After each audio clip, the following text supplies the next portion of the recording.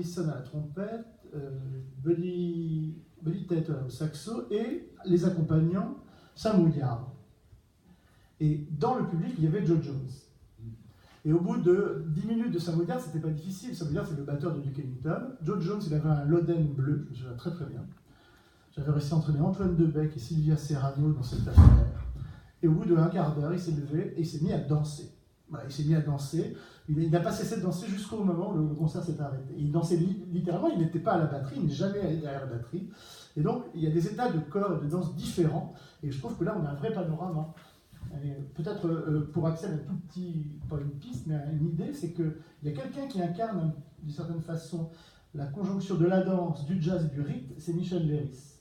Michel Leiris, quand il va rendre visite à Emma Waish, la reine des arts, qui travaille donc, qui consacre un livre entier à la trance, et justement sa lecture du jazz est une lecture depuis son expérience d'ethnographe, depuis les éléments qu'il en retire, il fait retour sur le jazz en quelque sorte, et donc cette question du théâtre, du rythme et de la trance et du jazz, il se sera un ami des Césaires et contact de civilisation, il connaît fort bien aussi l'arc afro-caribéen, donc je pense que